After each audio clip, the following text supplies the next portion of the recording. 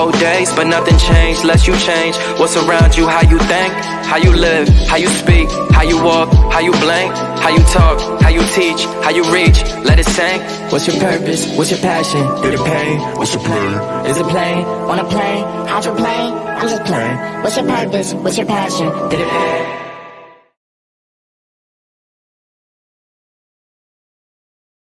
The timing now. I know the timing now. I looked at the time. It's 25 seconds on the money. So you are now here with Plug with Molly and Joe. I'm Molly, the voice, of course.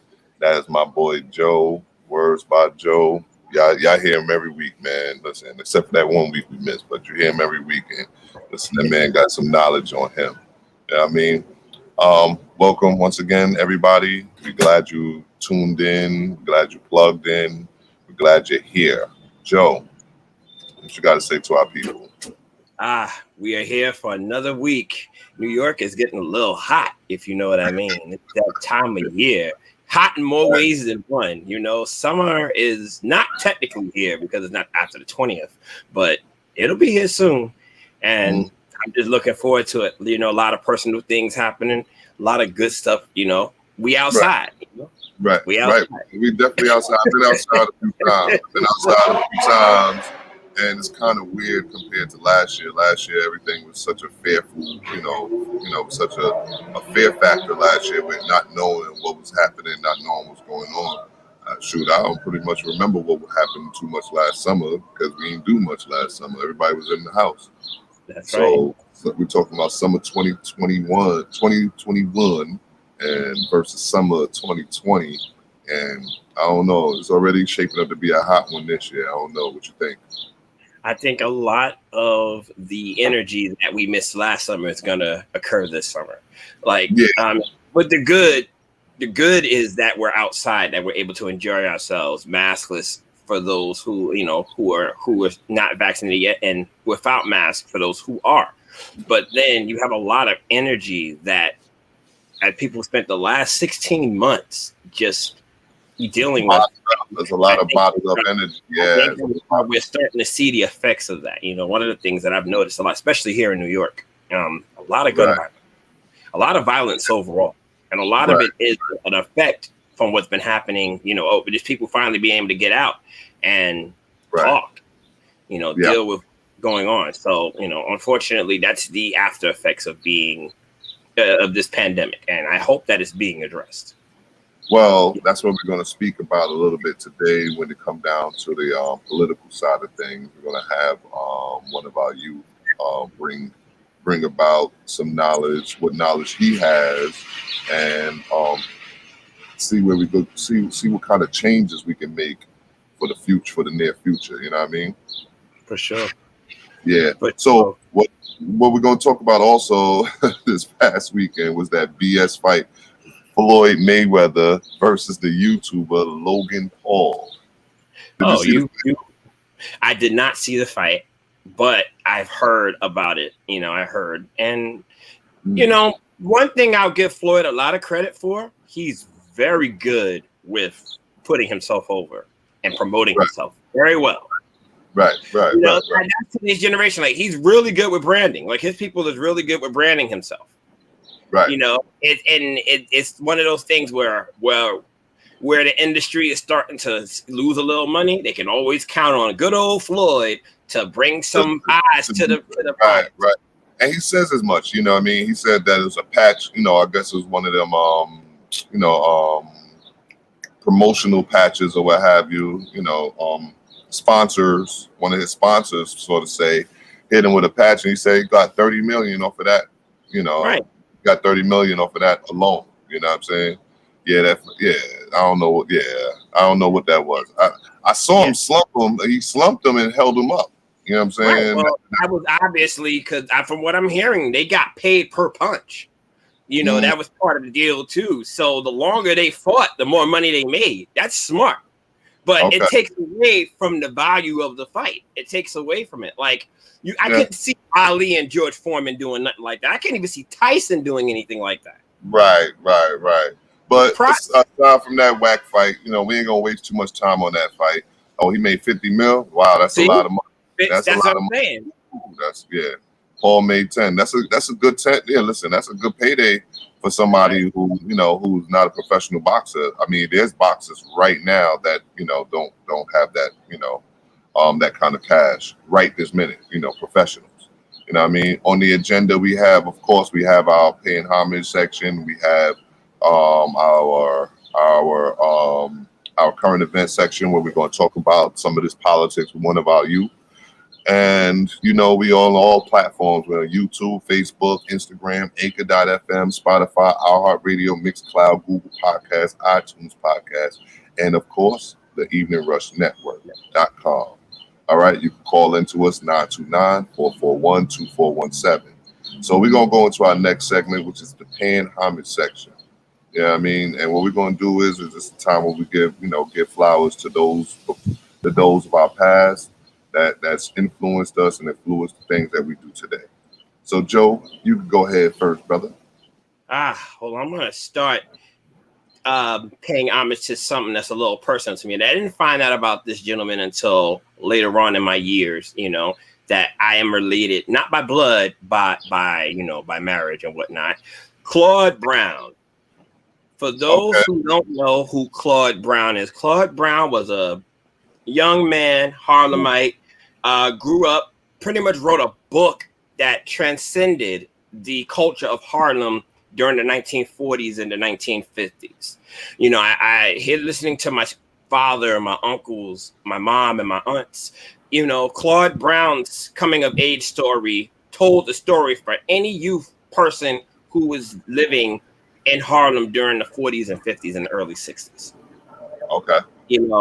One of my aunts actually married within his family, so that's how I'm related to Claude Brown through marriage. But and I want to say the book was called Man Child in the Promised Land, and it was his autobiography. I want to say that was like the original. If you ask a lot of the old timers today, they'll tell you that was the book that they first read that made them realize their story, their life is not a unfamiliar story.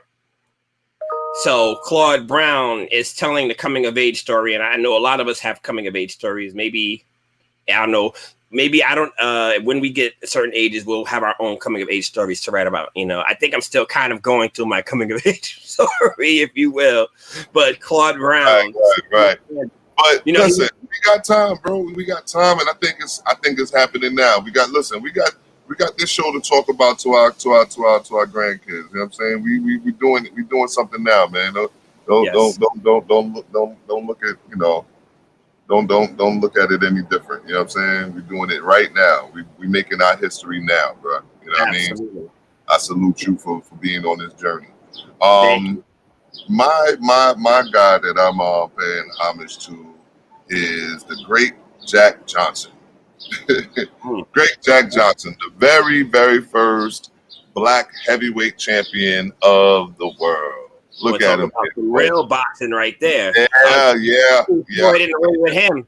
Yeah, that's when they had gloves, the regular gloves as gloves, damn near. Like them gloves is thin. You know what I'm saying? The great Jack Johnson.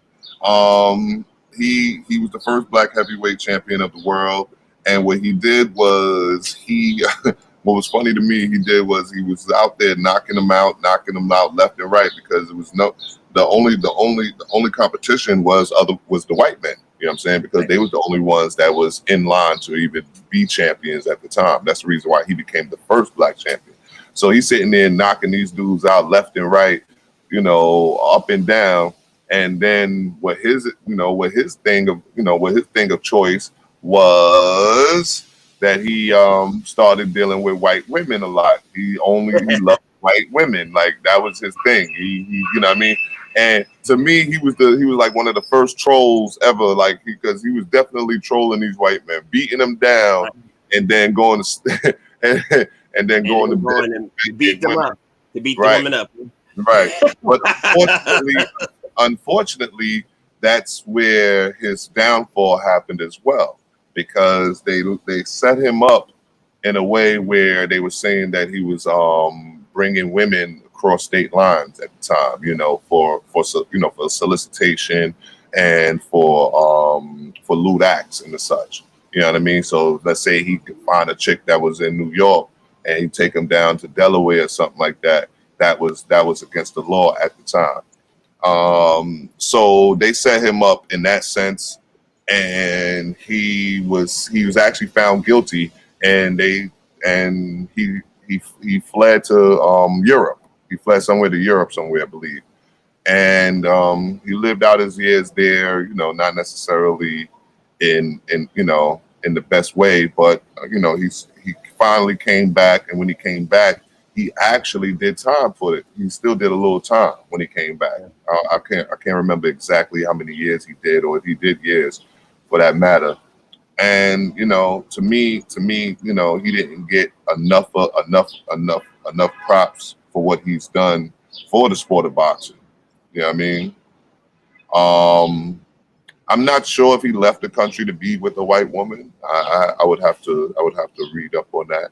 But I do know that he fled the country to avoid being jailed. Prosecuted, right? Yeah, to avoid the prosecution.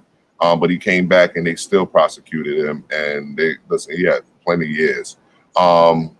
What I did find out also in my research was that Donald Trump, ironically, pardoned him, post-pardon, obviously, posthumously.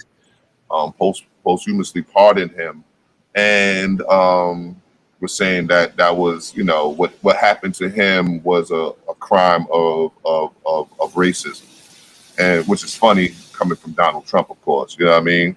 But the irony in that is quite telling, right? So, with that being said, what I'm going to do is pay homage to Jack Johnson. And then I'm going to give a salute to Mr. Claude Brown, because I actually never knew about a Claude Brown.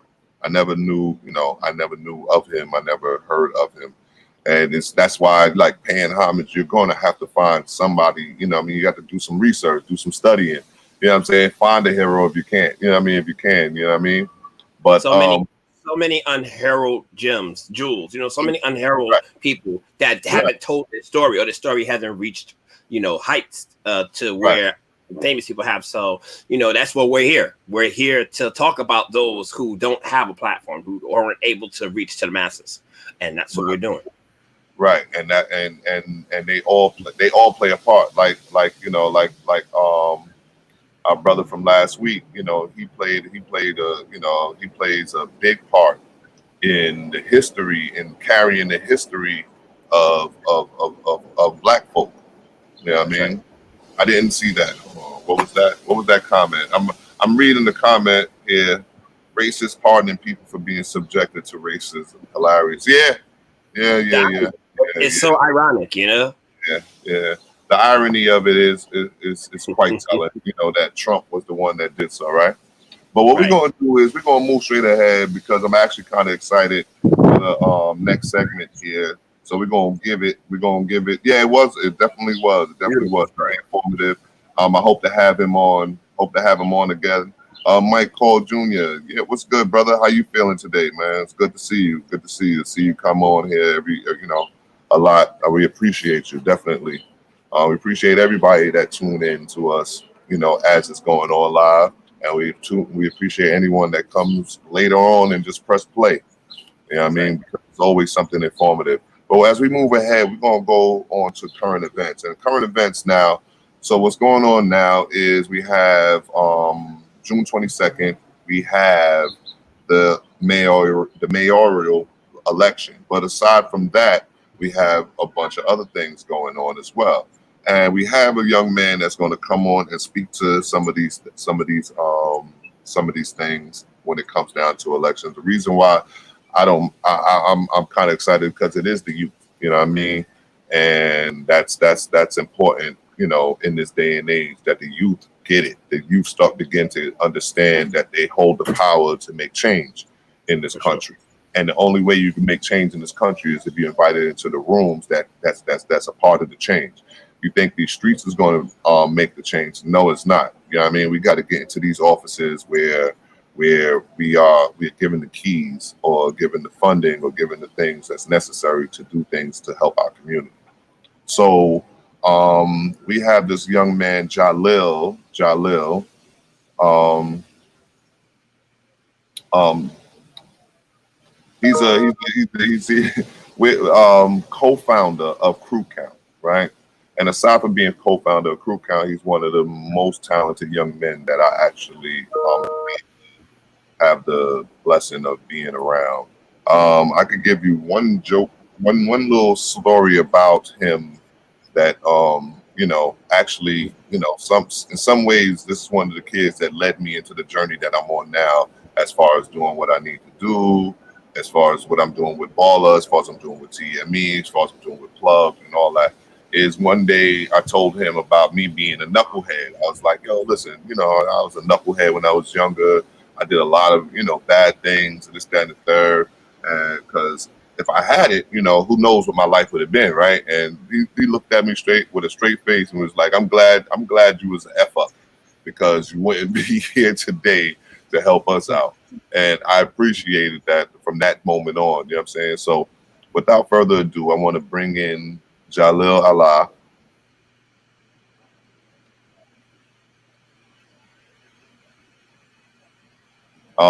Co-founder of Crew Count. Hopefully he figured it out and get himself on here. So as he try to figure out how to get on here, but I'm going to explain the purpose of this segment is to hear from the younger generation. You understand what I'm saying? Why do you think that's important, Joe? What do you think? Like I've said before many times, the youth thought process is just as important as ours, because we're living in the times of now. Like, I think every generation had an impact on society, and this generation is the youth generation, and their impact is now. They're not the ones making the laws and controlling certain things. They're not the ones that are doing these things, but their thought process actually helps, because it helps us think. It helps us show that. It helps us show that their mind, they matter. They're important. So, I give credit to the youth for a lot of things that's happening now, because for the older people who don't have the support system or don't have the strength to do it anymore, the youth can just pick it up and keep the ball rolling, So yeah. I really appreciate that. And that's why I think, it's very important for the youth to continue doing what they're doing. Hey, Queens in New York City. How y'all feeling? How's everything? You guys are doing a wonderful job on your show. I tune in every now and again to catch up what you guys doing, press play on the replays. Appreciate you having the boys tuned in, because this is one of those things for the youth. And Brother Mike, yes, call in, man. We feel free to call in with a question. Because actually our actual topic for the day, maybe, I want to see what your take is on what we're talking about today, which is the respect for our elders and the generational gap. And I'm pretty sure you can speak to that as well. We have Jalil finally. Jalil, unmute yourself. Jalil Allah. I'm sorry. My phone was just moving crazy with the Wi-Fi. I wasn't really connecting. It's not a problem, brother. We here to do the show. You know what I'm saying? So my first question for you regards to Crew Count and who you are. You know what I mean? Tell me who is Jalil Allah in a sense of, because not many young men, because how old are you right now? I'm 16 years old. Right. I mean, it's unheard of to me to have like 16-year-olds even be thinking about politics. You understand what I'm saying? Because, sometimes people wait till they're old enough. So it's 18 or what have you. You know what I mean? So you're starting early. You understand what I'm saying? You're starting real early when it comes down to voting and thinking about voting and politics and politicians and all that stuff. So, what are the issues that's important to you? Like, what are issues that's important to you as a young man? One of the issues that's important to me as a young man, I would probably say like public safety. Public safety is one of the main issues that I feel like we need to address, because I'm young. There's black men dying every day from gun violence, if you understand what I'm saying. But the police are not really effective. The clearance rate for shootings is only 6.3%. So we would have to find new ways to prevent shootings, because all they're doing is getting there to solve the crime, but they're not even doing that. So I don't want to be another black man that's there in the street. My mother's sitting there wondering how her son died, who killed her son, and those other stuff because the police not doing their job. Mhm. So I honestly feel like one of those issues I feel like we need to get police reform. Either that or abolish the police and the police department and find alternative ways like what you call it, violence interrupters, such as Bevo. They've gone 100 days without a shooting in Brownsville. Wow, that's deep. That's dope. Okay. We need things like that. All right. So the candidates that we have for mayor, like, how do you got the heartbeat to, for the young, like, so you're the voice of the young right now on this show right now. And how do you guys feel about the candidates? You know what I'm saying? We got Eric Adams, we got Andrew Lang, we got a few other people. Tell me, what do you guys feel about these guys? Give us a rundown. I can't speak for everyone, honestly, because I don't know everyone's opinion. Everybody thinks differently. No one is me. But I would say that I really hope that they do what they say they're going to do when they get into office, whichever one gets into office, because they say they all have plans. But are they really going to do what they say they're going to do when they get into office? So let's just say Eric Adams, for instance, he says that he wants to help get public safety, right? Right. You was a captain, you became the borough president, all that other stuff. You didn't start then. How would I know that your intentions are true to get public safety? You feel me? Right. So I just really hope that their heart really wants to do what they're saying they want to do. And they're not just reading off a script because they just want to get elected. That's how I feel. Well, that is awesome to hear, and I personally take a positive feeling to the heart to know that the youth actually care about what's going on in society today, and they're willing to make their voices heard. Now, this is my first time hearing of Crew Count. Like, who are they? Like, what is the mission of Crew Count? Like, can you tell me like a little bit about the organization? Well, Crew Count is a coalition of youth trying to educate other youth on the importance of voting, how to vote, and getting people elected that represent us in positions of power. Okay. What is the mission? To get people that represent us in positions of power in municipal elections. Okay. Things And like what is those? DA, 51 city council members, borough president, public advocate, mayor, comptroller, things like that. People that's really going to help the community. People that's from the community, that's connected to the community, that knows the resources that we need, that we are deprived from. Joe. It's funny that you mentioned those things because, like you said, or like we were talking about earlier, those are the real elections that need to be shown concern with, because people don't really come out to vote in those elections. All you hear is about mayor, governor, president, things of that nature. You don't really hear about people coming out to vote for comptroller or a DA or things of that nature, and their roles are even more important to the city than the government, from my personal view. So I think it's great that you're doing what you're doing. But what I would like to also ask is what are you, since you're what are the issues that are important to the younger generation? What are some of the things that they are concerned with nowadays? Like, how can these electoral candidates come in and show their support to you, to let you know that your voice is being heard? Well, from the youth that I've talked to, from the curriculums that Crew Count have been teaching, their issue is really like mental health inside schools, things like more guidance counselors, and not having such a hostile environment, having school safety inside of the building. You understand what I'm saying? They don't really feel as safe as they should be. And if you're not really feeling safe, you're not going to reach your full potential. And the mental health issues will really help, because let's just say that someone has a disorder, a disability. If you're not able to pick up on that when they get older, they may be classified as a criminal because they act a certain way or they do things a certain way, not knowing that they have a disability or they have a certain disorder that they're not able to control it, but yet you think that they're moving a certain way. Oh, now they're a criminal. Now he's another black guy. That's how, because racial profile is really a thing. You get put in the gang database just by how you look, you can wear too much blue and be put on the game database because they think you're Crip now. Right. You're familiar? Are you familiar with the candidates, the candidates that's running for mayor? I'm familiar with some of them. I've met Andrew Yang. I really like Maya Wiley. I've met her. I've talked to Eric Adams. What's his name? Ray McGuire. I talked to a couple of them. So how would you rank Sean Donovan? Since we are moving into some ranked choice voting, how would you rank the candidates if you were old enough to vote? I was old enough to vote. I would even put all five. That is an option. I would even put all five. I would just give them my top three. Maya Wiley.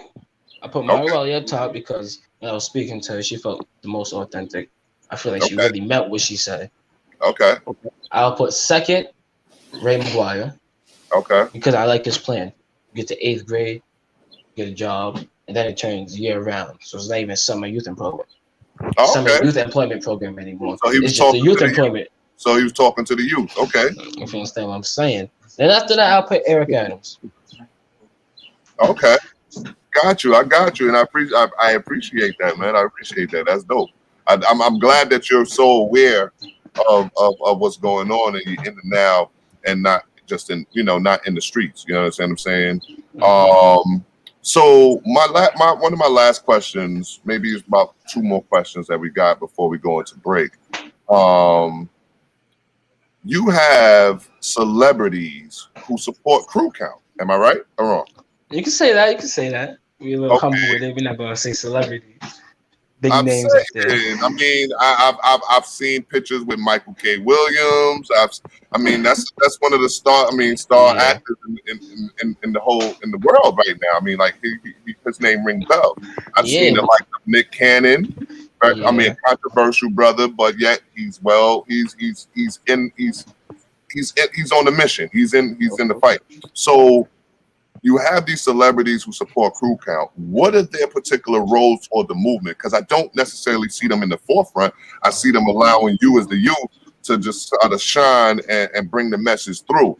So as much as they could be, you know what I'm saying, and so, as much as they could be, in the forefront and saying, I'm Nick Cannon, I'm Michael K. Williams, I see you guys. Talk to me.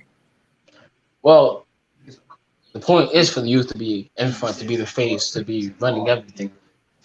They would just be there to guide everybody, promotion, if you understand what I'm saying. Michael K. Williams has a huge platform. You put something on Crew Count, thousands of people are going to see it. Promotion. But behind the scenes, they're to guide you. Make sure that you're feeling okay, doing what you got to do right. Making sure that everything is all right so you can do your job effectively. Wow. Okay. That's what's up, man. And what I want... Don't tell them I told you that. No, this is live, bro. This is live. It's live. They hearing it. But I got a question for you.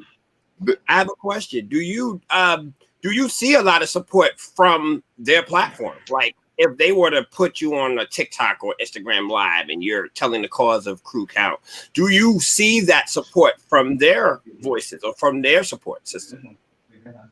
Yes. Crew Count has went live. We put it on Michael K. Williams live. Live was flicking. A whole lot of people I don't know, never seen before, never seen on Crew Count Instagram before joining the live. Okay. And then I go to my live on my phone. If I'm not mistaken, the number of people at the top is the number of people that's viewing it that's not your friends, if I'm not mistaken. Okay. That's what's up. And then it's 100, 200 people. I'm like, yeah, we getting up there. You gotta start somewhere. It ain't hit 1K yet, but you gotta start somewhere. And listen, young man, for a 16-year-old doing this politics things, man, I salute you. I believe you have a brother that's involved in it as well. I salute both of you guys and all the other youth that's doing it. You know what I'm saying? Understand that early voting begins this Saturday, June 12th, right? That's yes, sir. Right? Everybody get out to vote on the 22nd. Okay. And ends on what? June 20th, I believe? June 20th. Yep, June 12th, June 20th. Early voting is June 12th and ends on June 20th. Regular primary election voting is June 22nd, like the young man just said. And find your polling site at www.vote. That's www.vote.org. That's vote.org. All right. And with that, we're gonna let Jalil go take a break because I think we're gonna have him back on later, a little bit later on. All right, Ja? And For sure. we need your knowledge on something else. All right, one more thing. All right. I got you. All right. Say Not even less. gonna lie, they're gonna have to start paying. Woo! I'm getting really expensive. $30 a word.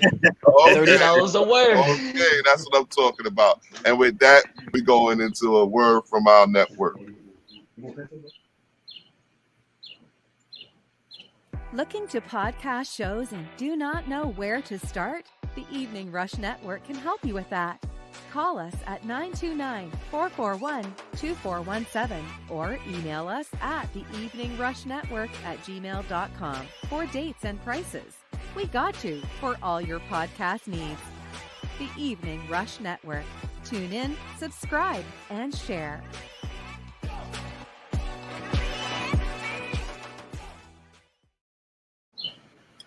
Wow. So I've known that young man for a few years. We were sponsored by Baller. That was the Evening Rush Network. We're sponsored by Baller, Big Appalachian Academy for the Arts. Not-for-profit organization that that's near and dear to myself and Joe. Of course. Instagram, we're on Instagram at Plugged MJ. All right, that's Plugged at Plugged MJ. That's right. We're Follow on it. Facebook. We're on Facebook. That's Plugged with Molly and Joe on Facebook.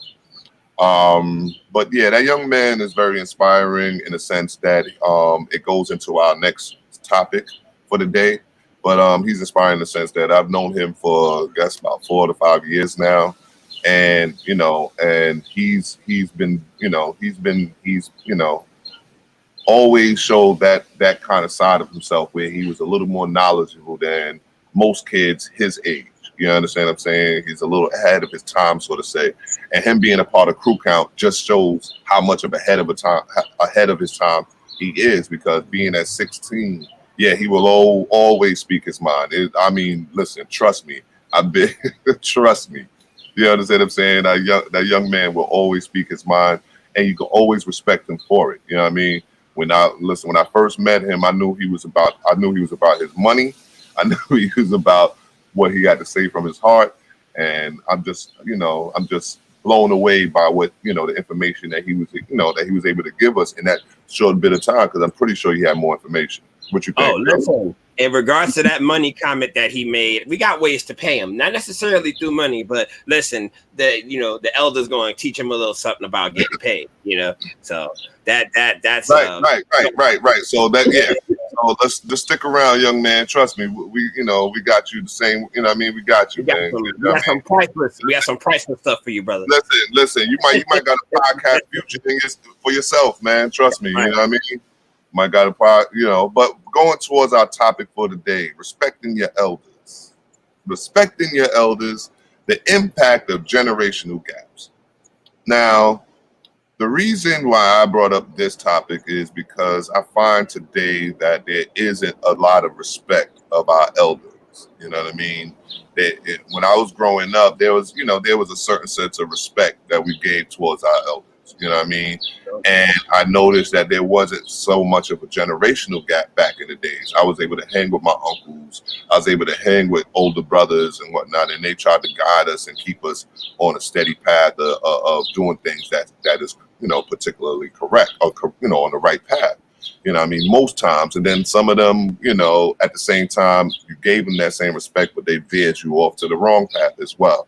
So I'm trying to figure out what happened in today's time where there's such a divide between the youth of today and the elders of today. I would say I consider myself not an elder per se, but I'm getting there. You know what I mean? And I notice personally the divide and the separation of it all. You understand what I'm saying?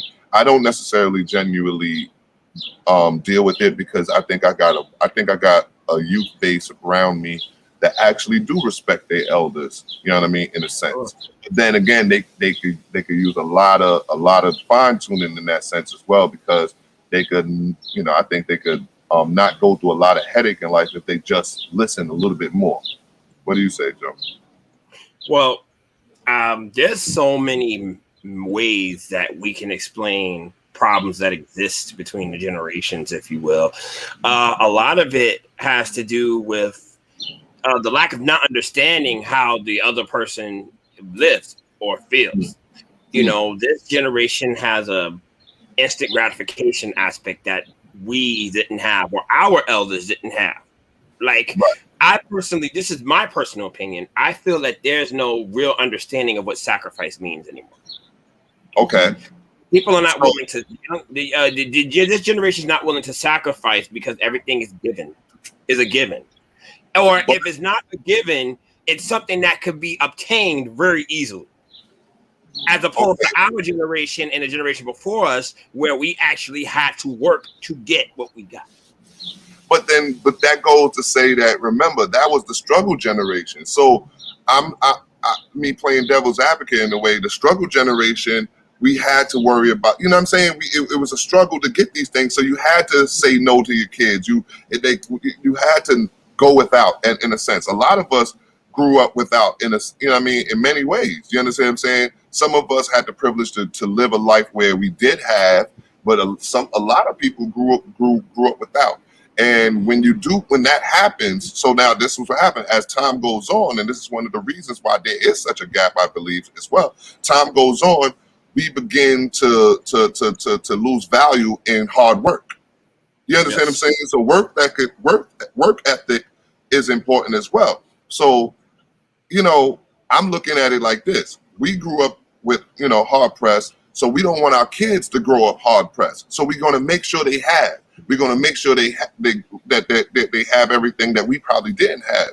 So that's where the balance is. We have to understand where it is that we're giving them, and they have to understand the reciprocation of the respect. Like, okay, well, you know what I'm saying? They making sure that we good. You know what I mean? I think it's just a matter of communication. Well, let me just follow up with that. It's a matter of us letting them know the value of what we have. Like, we didn't just get this stuff to give it. Like, we have, and we want you to understand what it took for us to get it. Not saying that you can't have it, but you have to understand what the value of these things mean, whether it's materialistic, whether it's money, whether it's a household or anything. But we need the younger generation to understand the value of what it took, because if roles were reversed or lifestyles were reversed, I don't think this generation could survive the way that our generations and our ancestors' generations did. But they don't have to. You understand what I'm saying? So, like, roles reverse. I don't want that for my children. I wouldn't want them to, have to grow up how I had to grow up. You understand what I'm saying? With your head on a swivel, not knowing if you was going to make it to your next birthday. You understand what I'm saying? I don't want that in reverse. You know what I mean? So one of our commenters said, young people do respect hard work, but they learn to work smarter, not harder. And I respect that. You understand what I'm saying? But the thing is, in even doing that, we don't need the generational gap. We don't need where our kids or our youth or our young men and women can't come to us and look for guidance, look for mentors, look for people that's going to help them along their journey, make their journey that much easier. You understand what I'm saying? Because at the end of the day, that's the only thing I look towards when I say the generational gap. You know what I mean? I don't want them to be sitting there looking up to the next drug dealer or the next, stick up man. I want them to look up to people that actually is worth something. You know what I mean? Sure. And one of the comments says, our elders want you to slave and get upset that technology makes things easier. In a sense, that's what Joe was talking about. Like, he wants them to feel some of those things, some of those struggles. And I don't necessarily think that's the case. I don't think that they need to feel those struggles in order to close that gap. You understand what I'm saying? I don't think that's where I'm at with it in my head. I'm looking more so of like, what is the solution? So I'm not sitting here thinking that we're here with the actual answer. This might take a couple of episodes. You know what I mean? I don't have it. Sure. We don't have the answers. You know what I mean? Okay. But so now what are some of the signs of that there is a generational gap? We have the particular attitudes towards different races and groups. You know what I mean? The elders, like, you know what I mean? Like myself, we sitting here, we talking Eric Adams. The young man just now was like, nah, I'm going with Maya, with the Maya sister, So it's, you know what I mean? You know what I'm saying? in our political views and our religious views, and you know, I mean, you know, because remember, we're coming from the children of the civil rights era. You understand what I'm saying? They're not the children of the civil rights era. They're the children of the dudes that figured it out. That, you know what I mean, we started going to college and started getting knowledge. You know. Okay, you know what I mean? I give you that, but you the example, you know, youth are more trusting than elders due to life experiences. That's an example we could use in regards to the attitudes towards different races and groups. I think these things have to be learned. You're not going to come out understanding these things. Like they always tell you as a child, young child or a baby, you're not born into hate. You're not born into discrimination or desegregation. You wouldn't know or care if a person was black, if a person was white, if a person was this or that. That stuff you're taught. Right. It's up to the elder to teach them that these things don't matter. Like, how is it that the young kids are being taught these things? 5, 6-year-olds are talking about, I don't like this kid because they're such and such, or they're just like, you wouldn't know this. Like secondhand smoke. Hate is absorbed.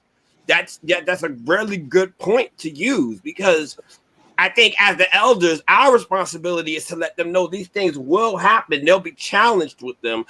These things will happen. And right. We need to let them know a forefront. So that's where the communication, that's where we talk about communication, because the elders have to understand that the young have a message as well. You understand? Have something to say as well. They on one side of the spectrum, whereas the elders is on another side of the spectrum, with totally two different views on how to get to to what you might call the promised land, so to say. You know what I mean? We have one goal, and that's to get to the utopian society that we all dream about. You understand what I'm saying? Where there's peace and love, and there's, you know what I mean, everybody is equal and all that other stuff. And that's exactly, we have to bridge the gap. The bridge of the gap doesn't mean that the elders can't stand on their side of the bridge and the youth can't stand on their side of the bridge. The gap is so that we can do what? Be able to cross and connect. Exactly, connect with each other. And you know what I mean? It's not to say that we have to come stoop to their level. It's not that to say that they have to come up to our level. They can still be as youthful and exuberant as they want to be.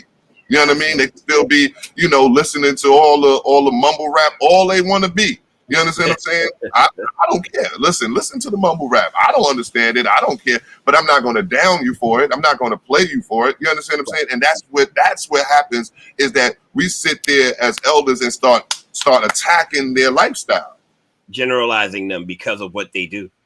Right. That's very true. Like, you're looking at kids nowadays, and you could automatically, or what I know people to do is to put them in a grouping and say, oh, because this person's doing this person's doing that, they're going to be such and such and such and such. And that's not the case. But then that was also done to us as an extent as well. So I think that's something that's just passed on. I think what we need to do is learn to understand a lot more of each other and try to understand the concept. What I've learned how to do is know that this is what the generation is doing, what they've listened to. Even if I don't understand it, I at least know that's their generation, and you can't fault them for that, because that's what they grew up listening to, you know, or what they grew up playing with, or what they grew up doing. You know, it's different. It's not the same. I often find myself at times being that get off of my lawn guy. I do that sometimes because just this generation, sometimes I have questions and I don't necessarily get the answers I want. But at the same time, being that guy, I also know I can't fault them for their actions, because they're youth, they're kids. This is their generation. They're living it the best way they know how. Right. So someone said that even in our younger days, elders frowned on our music, and that is true. And the funny part about that is we didn't frown on theirs, and that's where see, now that's where the bridge is. You understand what I'm saying? It wasn't necessarily the elders built the bridge. I believe in my generation, and in many people that sit in here commenting right now. I mean, I'm not going to tell people ages, but I know they right there with me a little, you know, real close. That we bridged that gap. I think we always went back. You understand what I'm saying? And because we was listening to the Smokey Robinsons, we was listening to the Motowns, we was listening to the Marvin Gayes. Mind you, remember, we listened to a lot of music that was before our time, in a sense. You know what I That's mean? right. You know what I mean? We gave a lot. We paid more homage growing up to our history than our elders. You know what I mean? Did back then. You understand what I'm saying? Like to come back and say, okay, I'm respecting you. I think today's time is time for us as the elders to do that. Go back. You understand what I'm saying? And make it go back in reverse. Whereas, yeah, the kids may not try to relate to us in many ways, but it doesn't mean that we can't go back into, you know what I mean, and make, go in reverse, so to say. You know what I mean? Because one of the sisters says she encourages open dialogue as long as it's respectful. And that's one of the keys, communication, right? What are some other keys do you think for bridging the gap, Joe? Oh, wow. Well, we have to, like you said, we talked about lack of respect. I personally don't feel that there's a respect between the youth and the elders. I'm not going to say anything in regards to roles, because I don't necessarily believe that the roles are the reason why it's a lack of respect. But I do believe that if somebody is seasoned or somebody has experience in a certain factor, they would be best to hear their opinion, because they've lived it. It's what they're able to tell you shouldn't be just taken at a false hope or false ears. And I think today's generation, or just even the elders at that point, everybody wants to find their own way of doing things. There's an individualism that's being pushed in society today, not necessarily a togetherness or a community-based thought process. It's about who can do it and who can do it better. Not to say that everybody's doing it the same way, but people are just, I got to do it my way and I got to make it work. But in reality, the way that they're doing it is the same way. Like the irony in it is that every way is the same way, but everybody's just trying to put their little twist, little effects on it, Yeah. So sister said we are raising kids in individual households instead of village style. And that is so true. Now, the thing is, it's because of so much of the trauma that a lot of people has experienced in that village mentality. Because remember, in that village mentality, that's where you have the predators, as they will call them, and I think a lot of trust issues happen in that sense. You're talking about predators. We're talking about physical abuse, you know what I mean? We're talking about sexual abuse. So I think a lot of those different mental traumas plays into why we don't go with the village mentality anymore, because trusting our most precious things, which is our children, to other people has waned in the times of all of these different abuses. So I understand where you're coming from, sis, and I believe that we can get back to that kind of style and just be more vigilant in making sure that we know the signs of what's going on with our children. That's why communication is the key. That's why when we talk about, look, we said it, right? Communication, that's one of them that's going to help us bridge the gap, right? So then we got also respect. Respect coming from the elders to the youth to the elders, correct? So then now we have that village style. You know what I mean? We got to get back to that village style where, each one teach one. You know what I mean? And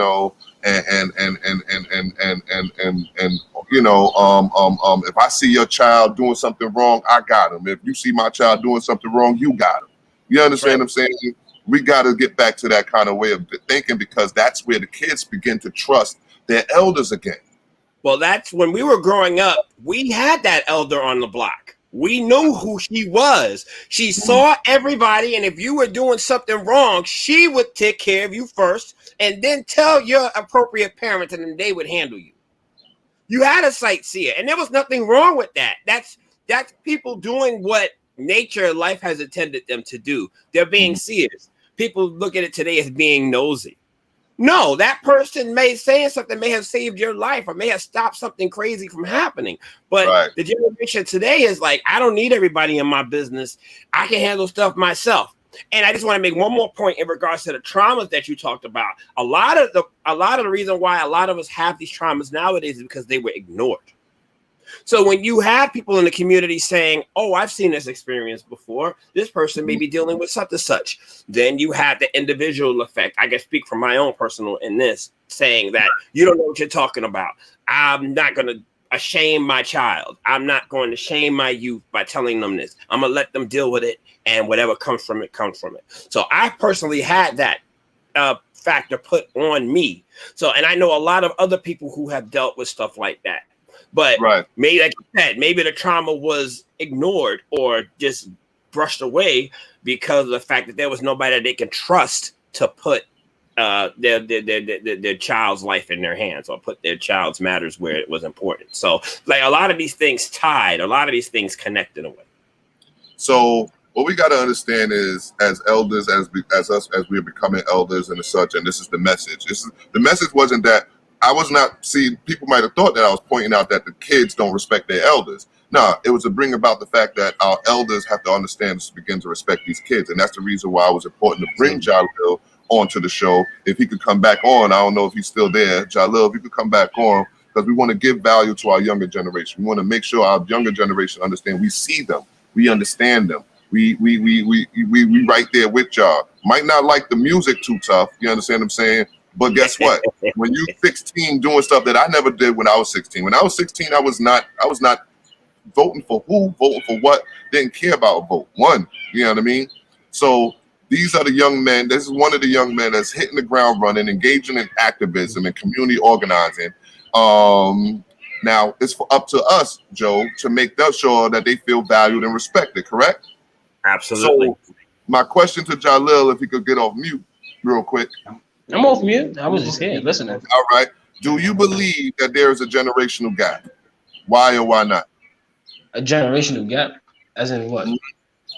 As in us being elders that don't understand the youth, or older people than us don't understand the youth. Generational gap. Yeah, but to an extent, because history really repeats itself, and everything that the young people doing now, the old people did already. They just did it a different way, so they really understand where they're coming from. But the way they're going about it, I think that's what old people don't really. I don't mean to say old people, because y'all probably talking about yourselves. People that's older than me don't really understand, if you understand what I'm saying. Like, in terms of voting, let's say, like, if you're about 75 years old right now, you would go out to vote heavily all the time. Every time there's an election, you're going out to vote. You were there when you didn't have the right to vote. You were there during the Jim Crow. You were there when you got the right to vote, and every time you go to a polling site, there were police officers sitting there waiting for you, trying to intimidate you and who to vote for. You understand? The young people wasn't there for that. They don't. People like me, I'm 16. I wasn't there for that. I didn't experience that. I can't tell you that. Oh, but you did experience. You did experience last year the riots and the such. You're seeing some things. You lived through the Trump era. I mean, yeah, that's what I said. It's to an extent, right? Because history repeats itself. Okay. Everything that they were doing back then, we still doing right now. Okay. So how do we change that? Like, if you could speak to us, talk to the older generation. I think that we just need to like break the system. You feel me? Like, just go inside of it and break it. You can't break it from the outside. Right. Okay. But it's going to be real difficult. It's going to be really difficult because the way the system is, it's a functioning system. It works, just not for us. Right. It works for who it's supposed to work for. So we would have to get somebody who is willing to risk losing their job to get what needs to be done. We need somebody who doesn't care about other people's opinions to do what they gotta do. Okay. Get somebody who's mayor. Mayor appoints your police commissioner, right? Police commissioner sets the rules and regulations for the NYPD. You get a corrupt mayor, you get a corrupt police commissioner, you get a corrupt NYPD. That's what's going on. You get the right mayor, and then he picks the right police commissioner. He can set the rules and regulations. Will be fun. Public safety will be the way it needs to be. Right. It's a domino effect. Now, I have a question for you. I've always said that in order to change the system from within, you got to get rid of the old guard. You have to get people in there that are willing to change the system. There's a lot of new radical people. They call them radicals because of the fact that the way that they think goes against the system that's already put in place, right? So you look at someone like a Bernie Sanders who's been around for a long time, but he understands from what society says is the voice of the people. He understands that we need to change the system from within in order to get things to change. But then you have a lot of the good old boys and the old guard that is like, we can't have that happen because it takes away from the effect of value. It takes away from the effect of what people are doing, what their class, race, all these type of levels and labels that you put on people. It lets you realize that everybody has a right or everybody has a choice to do something. Do you believe that? Do you have do you think that there will ever be a time where the system, I won't say it'll be overridden or overthrown, but do you think that there'll be enough people to be put in the system to make it change from the inside? Do you think that that'll ever happen? In my honest opinion, As long as you working, true. Look, as long as you keep working.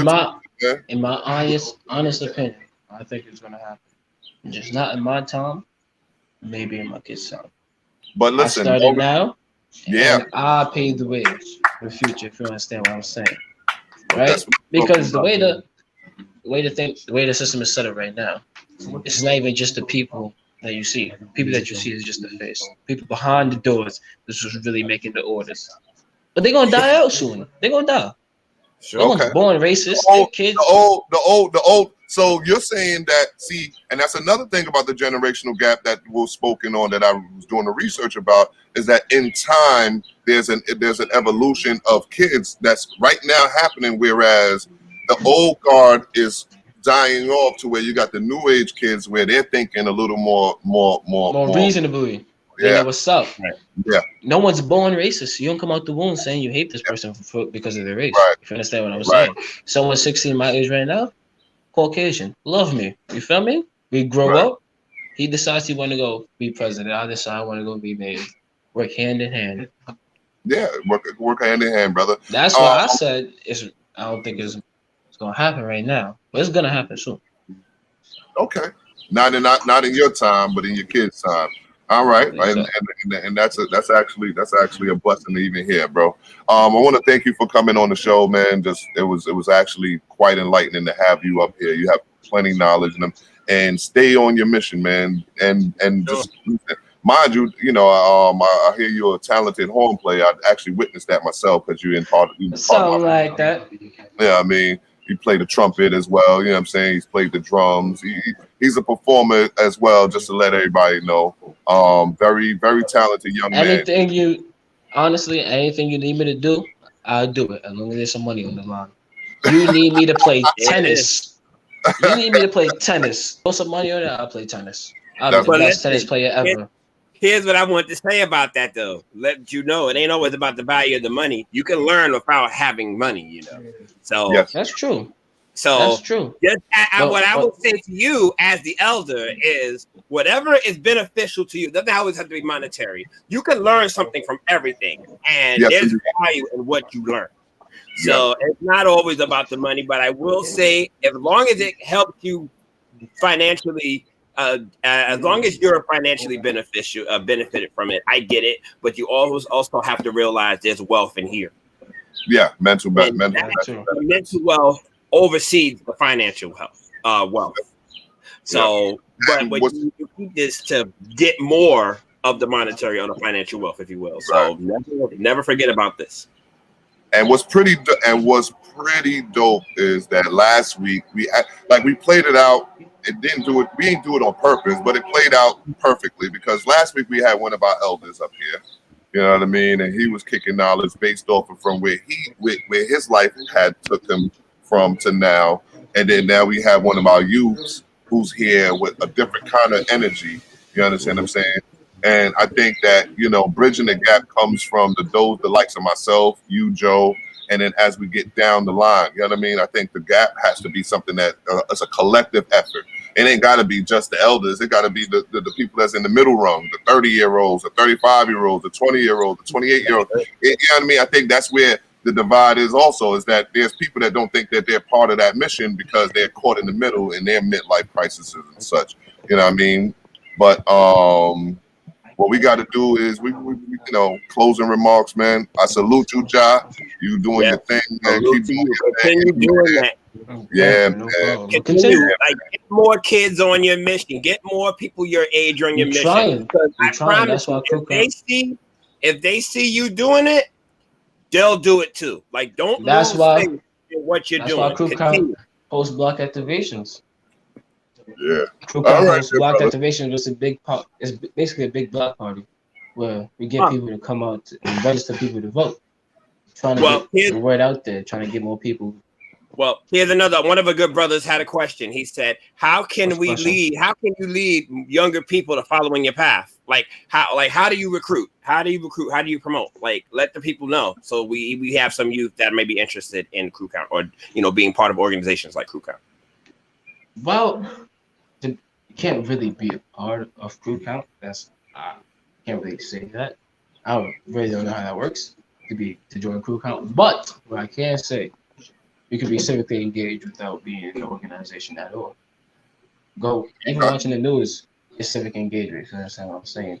Going out to tell people to vote on June 22nd. You go out with signs telling people to vote. Go to the polling sites, making sure everybody is going to vote. That's helping us in every single way. That's what's up. You ain't even say you ain't got to go to Crew Count. It's be civil engagement. You heard the word from the young youth. Civil engagement. Get out there. Civically engaged. Yeah, Yes. do something for the youth, for the community, man. Civil engagement. You know what I mean? Yeah, you ain't got to do the Crew Count thing. You ain't even got to get your own organization. None of that. What you got to do is just get involved. Period. You know. But with that, what we're gonna do is we're gonna close out. Any last words, Joe? John, appreciate you, man. You go ahead and get back to whatever you was doing, brother. I know you're a young man doing a lot of things, man. Peace. All right. Thank you. Peace. Thank you, young Ja. I appreciate you. No problem. Closing remarks. Just like you said earlier, I love how we just bridged the gap on the show from the elders to you. So we're showing an example of how it needs to be done. Right. Gave a perfect example from 1 week to the next. You understand what I'm saying? And it tied right in. You know what I mean? And we ain't do that on purpose. We were sitting there on Sunday. You tell him you was stuck. Like you was stuck like Chuck. And I just came with it. Boom. You know what I mean? And it came from that. It came from the time. Like we just had an elder on. You know what I mean? What does that look like anymore? Like respecting our elders and such. And they say, what is the generation gap? Like, you know what I mean? What could our youth learn from something from that man as well as ourselves? And then, like you said, it's a trickle down effect. It's a domino effect. So what we learning from our elders, you know what I mean? We take it among to ourselves, and then we keep passing it down, and it'll reach the 16-year-old. You know what I mean? So instead of trying to skip past generations, we might as well just try to pass it back to the 40-year-old, you know what I mean? And then the 40-year-old pass it to the 39-year-old. And as we keep going back, you know what I mean? I mean, that's the best way, right? Everybody's involved, right? That's right. Everybody walks the road, just people do it at different speeds. Yeah, man. And with that, man, I hope everybody got something out of this show. That's my main man, Joe. I am Molly the Voice. This is Plug with Molly and Joe. We are the Mental Warriors. I keep telling y'all, we bring you something every week. That's a little something to think about, man. That was a 16-year-old warrior in these streets. Another 16-year-old mental warrior. He thinking about making changes for his kids. It ain't even about him, he said. You know what I mean? Think about that. At 16 years old, he already understands that his life is nothing. It has nothing to do with him. It's about his legacy. It's about the cause and its legacy. You know what I mean? So with that being said, man, I want to say thanks everybody for coming out. Thanks everybody for listening. Thanks for all the questions. It drove the show right through. I love everybody, man. Peace. Peace.